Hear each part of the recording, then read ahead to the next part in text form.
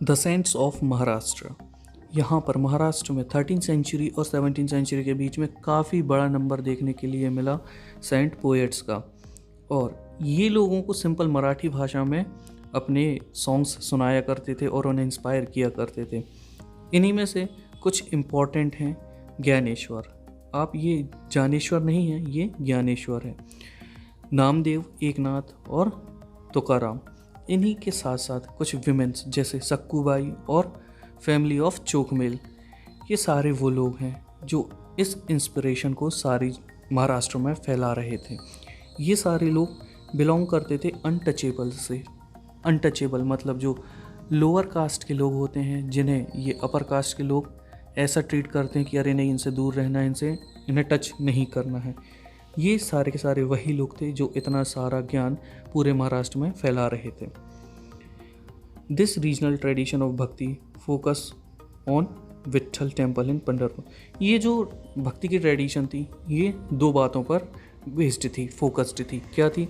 सबसे पहले कि जो पूजा होगी वो विट्ठल टेम्पल में होगी जो पंढरपुर में था, और ये जो विट्ठल हैं ये अ फॉर्म ऑफ विष्णु समझे जाते हैं। इसी के साथ साथ यहाँ पर एक और नोशन, यहाँ पर एक धारणा लोगों के मन में फैलाई जा रही थी कि जो भगवान है ये इंसान के हृदयों में बसता है। आपने भी सुना होगा नॉर्मल लाइफ में कि हर एक इंसान में भगवान बसता है, तो बस ये उसी पर बेस्ड थी। ये जो सेंट्स थे, इन्होंने सारे के सारे जो रिचुअल्स होते थे इसे रिजेक्ट कर दिया था। कर्मकांड होते हैं जो, मतलब जब हम पूजा करते तो देखा होगा ना, ये करना है, वो ये सामान लाना है, इसको चढ़ाना है, उसको नहीं चढ़ाना है, इसको दूर रखना है, उसको नहीं रखना है। तो ये सारे के सारे जो रिचुअलिज्म थे इसे अलग कर दिया था। और इसी के साथ साथ ये जो आइडिया होता था of what outward display of piety and social differences based on birth. तो यहाँ पर ऐसे सारे आइडियाज़ जो बर्थ बेस्ड होते थे उन्हें रिजेक्ट कर दिया था, क्योंकि इन्हीं की वजह से सोशल डिफरेंसेस फैल रहे थे। In fact they even rejected the idea of renunciation and prefer to live with their families. इससे पहले जितने भी सेंट्स थे वो ये कह रहे थे कि अगर आपको भगवान को प्राप्त करना है तो आपको सारी दुनिया को, मोह माया को त्यागना होगा, तभी आप ईश्वर को प्राप्त कर सकते हैं। लेकिन इन्होंने ये कहा कि आपको ऐसा करने की ज़रूरत नहीं है। They rejected renunciation. और उन्होंने ये कहा कि आप अपनी फैमिलीज़ के साथ रहिए, आप जैसे नॉर्मल लाइफ में रहते हैं, कमाते हैं, खाते हैं, वैसे ही रहिए। लेकिन हाँ, यहाँ पर उन लोगों को जिन लोगों को मदद की ज़रूरत है उनकी मदद कीजिए, while humbly serving fellow human beings in need.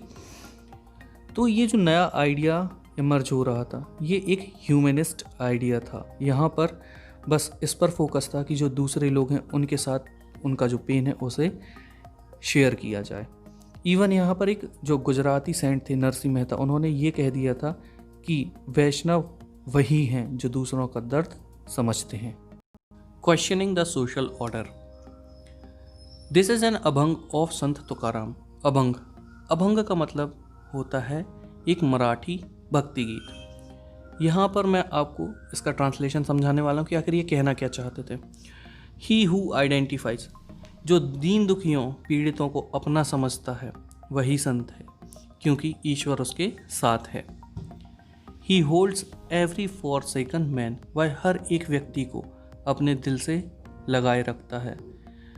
He treats a slave as his own son, वह अपने गुलाम को भी, अपने दास को भी, उसके साथ भी पुत्र जैसा व्यवहार करता है। सेज तुका I want be tired, Tukaram का कहना है कि मैं यह कहते कहते नहीं थकूंगा कि ऐसा व्यक्ति स्वयं ईश्वर है। अब एक और अभंग दिया है यहाँ पर, किसका? चोख मेला का। क्या कह रहे हैं वो यहाँ पर? You made us low caste, आपने हमें नीची जाति का बनाया।